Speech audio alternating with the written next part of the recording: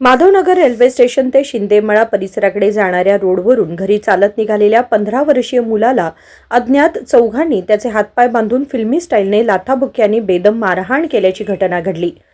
सदर मारहाणीचा प्रकार हा सोमवार दिनांक 19 मे रोजी सायंकाळी 7 वाजण्याच्या सुमारास घडला।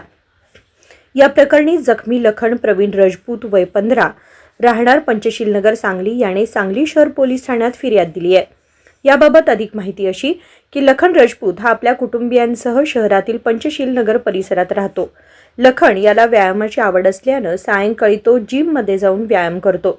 सोमवारी नेहमीप्रमाणे तो व्यायाम करून घरी निघाला होता, त्यावेळी चौघा अनोळखी व्यक्तींनी त्याला रस्त्यात अडवलं।